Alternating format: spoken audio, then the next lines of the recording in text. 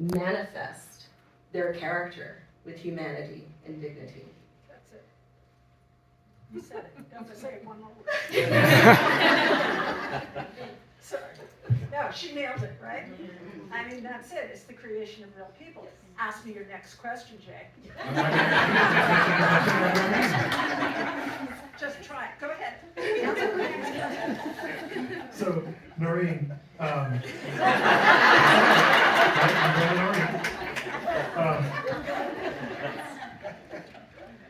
you hear this conversation going back and forth, and it's not really coincidental that all the panelists are women, right? You've done tons of work in this space of really achieving gender equity. Can you talk a little bit about how your work with ERA dovetails with the work of the costume designers? Yeah, I'd love to. This conversation has gotten me, I've got about 20 lawsuits in mind and 100 bills. So I'm a civil rights activist.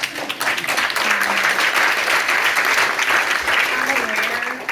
I've litigated pay equity cases all the way to the Supreme Court. I've worked with my team to pass 42 new pay equity laws in the past 10 years. Because what I'm hearing, first of all, you're all welcome to be in my legal team. Love it. What I'm hearing is happening with this narrative about the devaluation of, the value of what you're saying, Deirdre, and what you've said. The devaluation of this work is what I feel we see in hundreds of industries. I know this is a management center. Yesterday, in finance, Goldman Sachs just had to pay $215 million in a pay equity case because they were not valuing women in business. Last year, $24 million to the U.S. women's soccer team. Last year, $118 million paid to tech workers in Google for pay equity. And when we think about the trajectory of the pay equity movement, we were founded right around the time that you all, became a part of a guild in the 70s.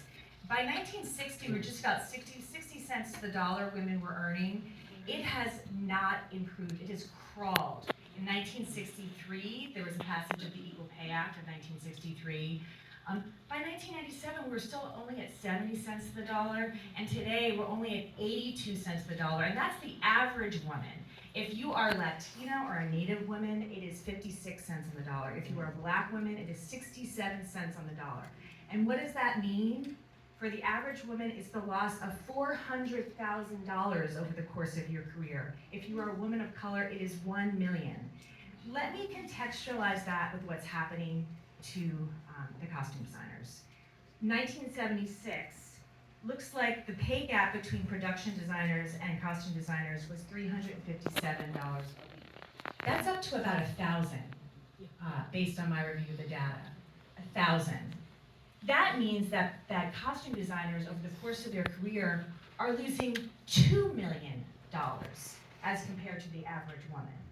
So this is not just about valuing work. This is about, do you buy a home? Do you have the freedom to choose the projects that you want because you can afford to do so? Can you engage in professional development? Can you teach? Can you take time off? Can you rejuvenate your creative soul? And so I, of course, picked up the phone when I got the call from the costume designers. 10 years ago, we also celebrate an anniversary. We founded a national campaign called Equal Pay Today.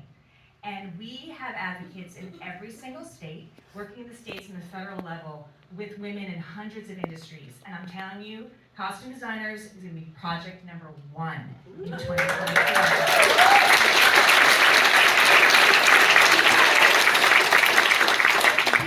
If we don't stand up for women in one industry, then we're really losing leverage and power and progress in all industries.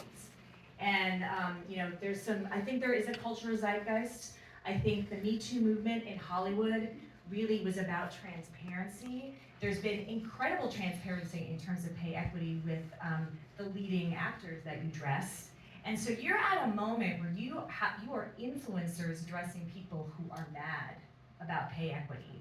And I think that this is really a really important moment for momentum in terms of pay equity in this industry and a lot of crafts within Hollywood.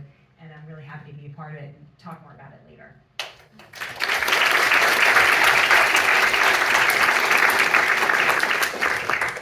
So I know we started this conversation late, so we're gonna